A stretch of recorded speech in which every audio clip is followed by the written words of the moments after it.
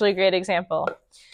So shellac and water do not mix. You can't ever have, I mean, sometimes you might want that. It's actually a great way to do like really thick, goopy, nasty paint. So you can see that what happened to this brush. This was the brush I used for the shellac.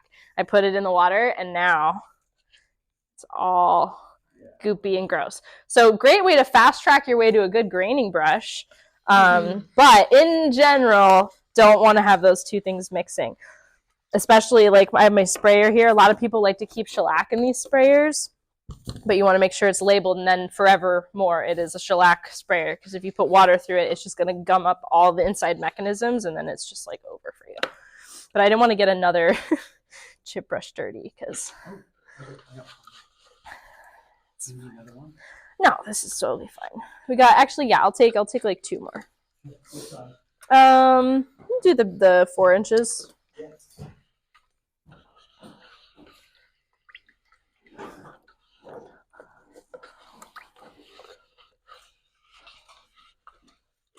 Great.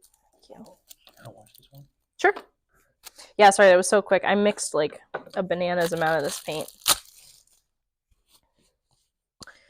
Oh, so soft.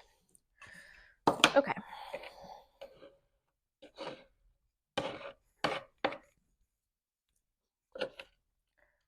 So I'm just making like a general dirt color right now. So just a little bit of black and a little bit of, what's this, burnt sienna?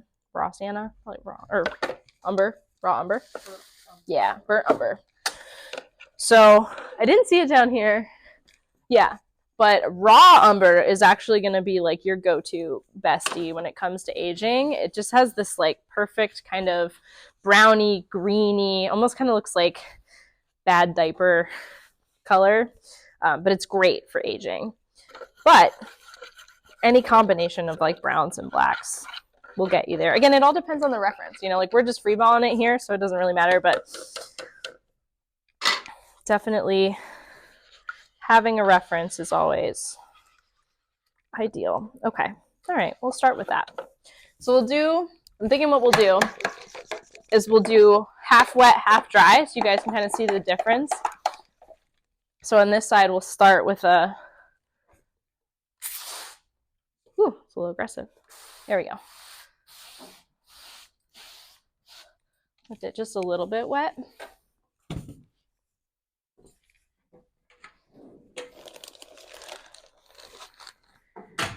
Maybe, you know, maybe this is like on the side where some cars are like always driving by and splashing puddle dirt.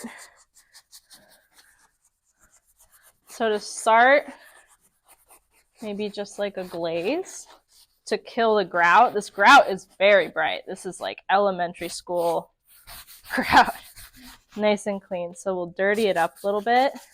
And see, because we have that existing water, you start to get these nice little drippy sags, which is cool. But remember, because this is one surface, that something would never drip all the way down, right? Because we've got different planes. So you'd want to break it up per each brick so that nothing is like traveling and ruining the illusion, essentially.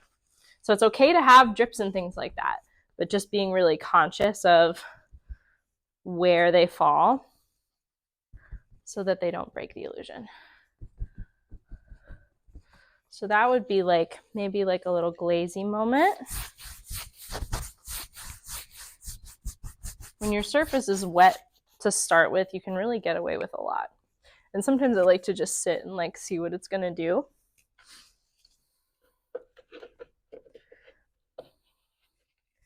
Add some more on the bottom, like that. Like, that's so cool. We'll just leave that.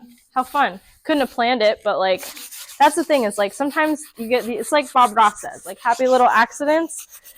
With aging, I generally find that just being creative and having fun with it, which you really don't get to do that often, so it's kind of nice, will net you a more interesting thing visually than if you're like, oh, I want a little bit there, and I want to drip on the. It's like, it's hard to manufacture that stuff. So just kind of have fun. Let water and gravity be your friend.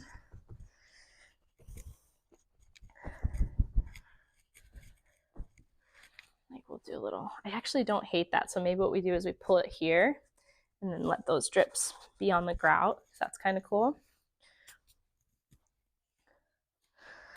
So an all over kind of washy glaze like this can really do a lot. Especially if your note from the director is just to like tone it down. And I'm using a brush, but you could even mix like a color like this into a sprayer and just spray it all down and then go in with your rag or your natural sponge roller and like manage. We'll leave that. Maybe there's a little, gotta mix this up a little bit.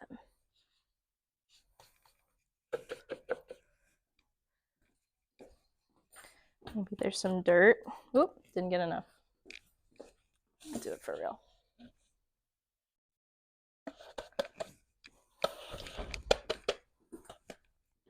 See if it'll stick. It's still kind of wet.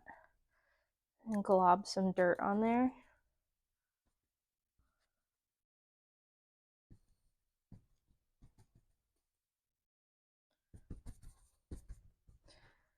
And again, it just depends on what you're going for, but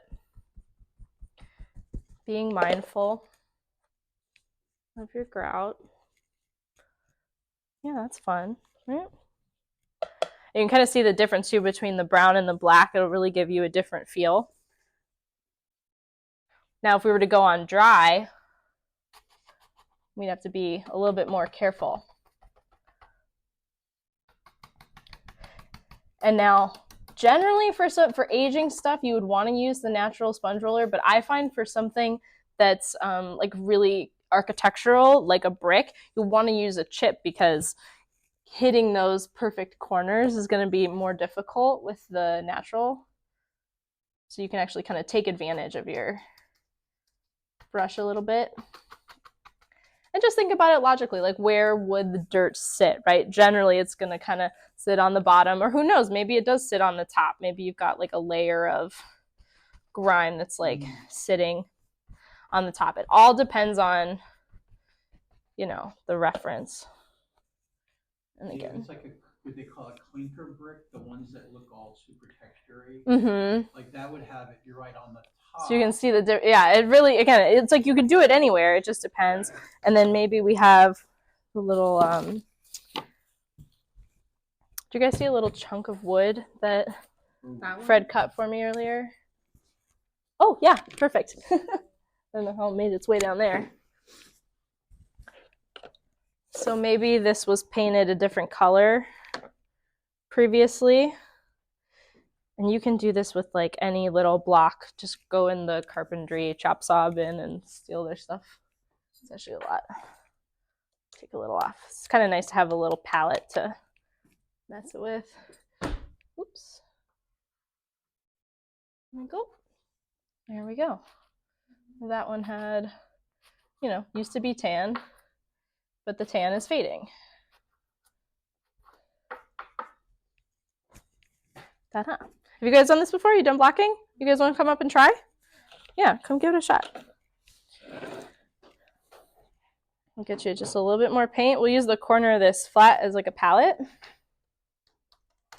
And you basically, like, you want enough on that it's on there pretty thick. It's just not going to like drip off as you're going. There you go.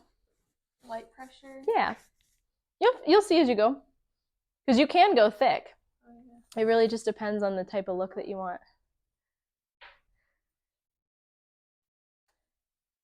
And think kind of like bouncy, little bouncy moments too.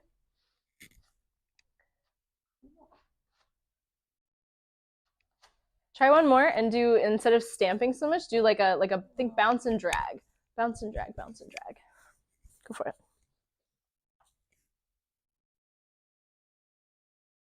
And straight, flat, as flat on there as you possibly can. There you go. And what it's doing is essentially, as you're running out of paint, it's just picking up all those tiny little texture moments that are happening. Even on muslin like this, there's still going to be little texture moments. And if you were doing this on, let's say, like an actual wood door, same thing. There's little texture moments. So depending on what the surface is, you're going to get a different look. So it's always important to like test it out and see what's going to happen. Because on something really, really smooth, you have to be really kind of careful and conservative as you go. So different. But even then, it's like, okay, so if you needed to do a little bit of wear, and for something like that, I would take my block and maybe I would pat it on a rag first and then go. Because this is beautiful. This is something we want a lot of the time. So just knowing how to manufacture that based on the amount of paint is important. And if these were dimensional bricks, like that pulp art brick you guys have downstairs, you could achieve this same look with just a really tight nap roller that doesn't have a lot of paint on it, and just gently going down, and that will pick up all those little texture moments without going too crazy.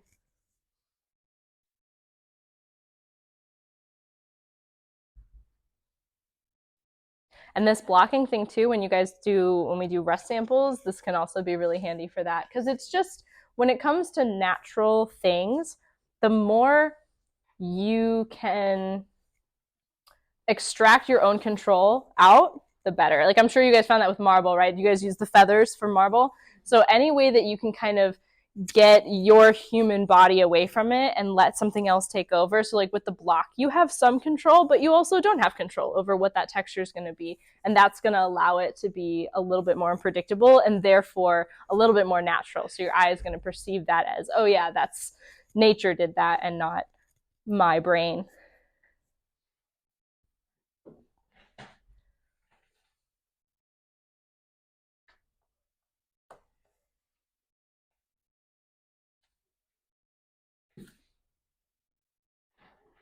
And another thing too you can do is you can, turn it and go different directions.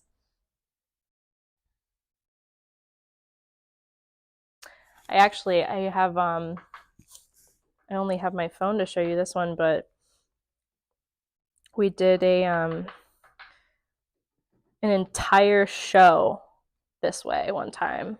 Let's see if I can find it in my drive. How long did that take?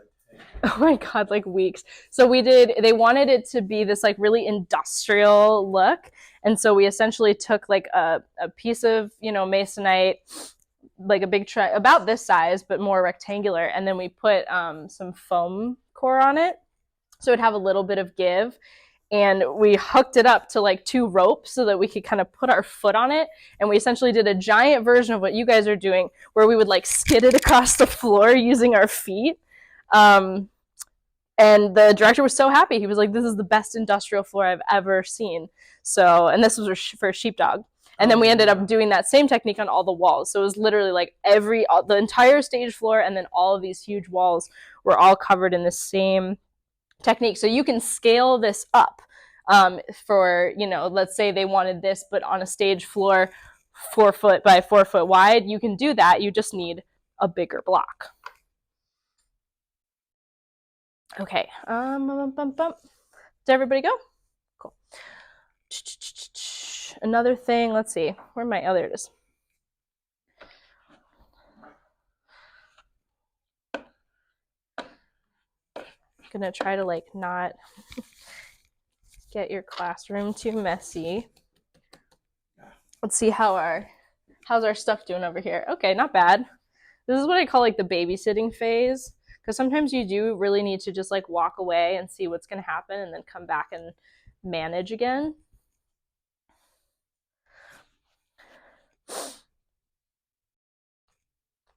Not quite wet enough.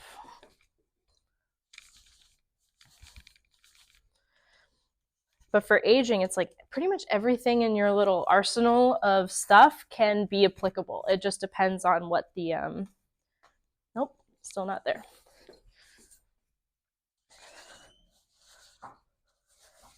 Hi, welcome.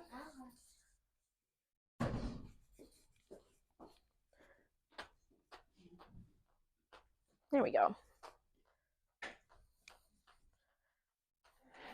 That's your favorite.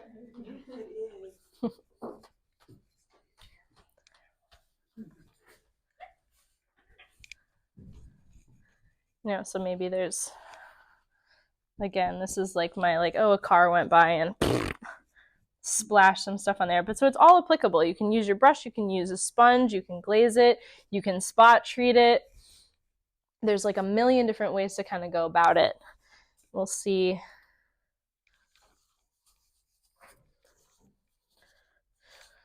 can also too, for aging down, sometimes they'll want you to, oh, that's a little bit, well, we'll see, maybe we can stain it. Sometimes too, you just want to hit your grout, so they'll have you individually,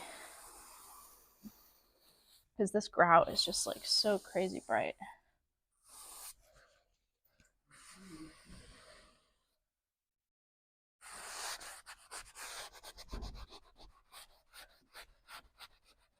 You can really get away with a lot, especially on like fabric. Like I feel like I'm going back to my Cobalt days because I haven't gotten to work on fabric in like 5 years. So this is it, you know. And generally, when you're working in the film industry, everything is going to be practical. It's going to be your pulp board. It's going to be, yeah, they don't do anything like faux anymore. I did actually have one really amazing example. I should have put it in the slideshow. Maybe I'll pull it up on my phone. But I thought it was like too hyper specific of an example. But essentially, for one of the music videos we did, it was like this. Here, I'll see if I can pull it up on my phone. The only time I've seen completely faux brick like that is when it's really far away. Mm-hmm. And it's like a wall. Or like through a window. Yeah, like through a window. And then they will do faux brick like this. But a lot of times they'll just print it now. But yeah, and that's the other thing too. Again, like not to scare you guys, but between like large format printing, vinyl, LED screens, and projections, 90% of your job has been taken. So the opportunity to actually do the fun stuff, to do the like they, for me at least where I'm at right now, like they generally bring me in to do the grunt stuff, you know, and very occasionally the art stuff. But a lot of times they'll just large format print it, or they'll project it, or even like I got this amazing job at Tuacahn in Utah. They're a huge amphitheater, big Disney musical production. And I was supposed to go back again this year for their season. And they told me, oh, hey, by the way, we specifically designed the last 2 shows of the season to not include any scenic elements. We're going to completely rely on the LED screens that we bought because we invested like $400,000 into them. And so we'd like to get our money's worth out of that. So some theaters, especially the ones that have chosen to invest in these huge LED back panel screens, are focusing on that and are starting to phase out scenic painting, which is like really unfortunate. So, which to me, I'm like, you're not even doing theater anymore. You're just doing a live action movie. But so this is kind of an example of that. I've only run into this once. It's kind of hard to see. So that wall, that main wall that you're seeing there, that is actually muslin covered and painted to match the walls around it. And the reason for that, a couple other photos of that set. The reason for that is because, see if I can, they don't always line up in the same place. The other time that as an art director I've had fabric painted ceilings because they want to be able to take the same thing here. So this wall is covered in muslin and is painted to match the existing architecture around. Again, hyper specific, but this is where like knowing all those different aging things in your toolkit is important, because we had to look at that wall and say, okay, what do we need to do to replicate the way that looks, the way this looks, the way that looks? And the reasoning was because they were going to have a huge shootout in that space. And so they were going to have faux blood spurting on all the walls, and those walls were poured concrete. So they knew that they needed to like somehow protect them so that the wall wouldn't be permanently stained. So that's what we did. We covered them all in muslin. They did their big shootout, and then we just pulled it all off at the end of the day. Yeah, that honestly probably the most fun job I've got to be on, which was like goofy. I was like painting the wall to look like the wall, but at least it felt like we were doing scenic art. You kind of missed my earlier spiel, but it's a little bit dead. Like doing the fun stuff is a little bit hard. It's getting harder and harder to find with, you know, the advent of CGI. That's the other thing too, is like there's so much stuff. Like just last week I did a commercial for On Running where we recreated the Coliseum steps, but we only recreated 4 of them because then they're just going to CGI the rest. They just needed enough of them so that Zendaya could sit on them and look pretty, and then they're just going to CGI the whole rest of it. So it's stuff like that where, you know, you're not necessarily going to be doing the whole thing, maybe just like one small practical part of the thing, and then the rest is green screen. Oh my goodness, look at our drips went crazy. I got distracted. Again, not the worst thing, but yeah, maybe we manage the wetness. It's just fine. I can hear her in my mind now forever since that. Yeah, Rachel Keebler, founder of Cobalt Studios, one of her little taglines is, "Ladies, manage your wetness." And we'd always have a chuckle, and she'd be like, "What's so funny about that?" Nothing, Rachel. It's good advice. Thank you. Manage your wetness. Generally, it was for... like to put lotion on your hands before you do something like with goopy, joint compound or something. Absolutely. Like, lube up, girls. It's actually very important, though. Always keep, you're talking about essentials to keep in your kit, Vaseline. Keep Vaseline in your kit, because if you're doing any sort of big spray job, just slather that crap all over your face. And that way, all that particulate that's going to stick to you, you'll be able to just slough it right off. Absolute game changer for your kit. And sunscreen. I don't keep sunscreen in my kit because I'm not a good girly about that, but almost every job I've been on in the last 3 weeks, somebody has asked me for sunscreen, because a lot of the times, some shops you'll be working inside, but a lot of times the carpenters are like prioritize that space, and then they'll just wheel their stuff out into the parking lot, and that's where we finish it. There's a lot of that. So you will end up working outside a lot. So sunscreen. I have one of those big hats that you the gardeners wear. Oh yeah, like a big sun hat. I bought, and they sell them at paint stores. I bought mine like at Show Park Paint. It's like this big. And if I have to be outside art directing, that's what I wear. Yep, I had one when I worked in Tuacahn, because I knew Tuacahn is specifically only work outside. Yeah. And so, yeah, I did that for them. Was Bradley Shelton there when you were there? I don't think so. He was one of our grad students, and for a while he was the head of production. Oh, cool. Yeah. Yeah, I'm like... He was from there, so he worked there, like, that was his summer stock. Mm-hmm. But he came here, got his MFA, and went back. Very cool. And worked his way up. Yeah, and they were so cool. Like, I thought that was going to be my dream job. I thought I was going to go back there year after year after year. And they had told me they were going to hire me and this girl, Bethany, who also graduated from Cobalt very recently. Because the way they did it, there was a whole thing where, like, they had one scenic who was amazing and worked for them for 15 years. And then she got a full-time job offer from the other theater she works at. So they just hired someone else, didn't really vet them. All scenics are not made the same. You'll learn this. And so they brought her in, and she just wasn't up to snuff. Like, the quality really dropped. She didn't like working outside. Her pace was really slow. And they just didn't really appreciate that Cynthia was, like, hauling ass for them and, like, really was innately extremely talented. So the season I showed up, what they did is they hired one scenic for each show as like a mini job interview to see who was going to stick. And they really liked me, and they really liked Bethany, and I really liked Bethany. And I was like, hey, what if we team up and we do the whole season next year together? Because we both agreed that it was too much work for one person. I mean, literally, it was like every other department there had like a 4 to 5 person department, if not more. And then paints was one person. They had one charge to paint the entire show. And these are not your like theater it's a huge amphitheater. The average set piece is 14 to 16 feet tall. Massive. One person. And so we pitched them at that idea, and they really liked it. And then like 5 weeks before we were supposed to get there, they changed their mind, and it all kind of fell apart. But Bethany's there now, so it all worked out for her, because they were going to have each of us come for 3 weeks with 1 week of overlap when we had originally pitched it as 2 of us for 12 weeks. So she ended up getting an 8-week contract out of it, which was good. Did you want me to set up for Russ? Oh yeah, I guess we can. I mean, is there anything else? Do you guys have questions about this? Because it's really like, it can be anything, you know? I don't really know what else to show you guys that you wouldn't already know, because it's really just, you know, making it gross, or again, you guys did a great job with your blocking, and that sometimes that's it, you know, maybe a couple different colors. We can even try, you know, it's like you can throw, now that it's a little bit drier too, you throw a wash over those. For me, like, the beauty of aging is really in the layering of it. So you just keep adding stuff until they tell you to stop. But it's like, you know, that could look cool.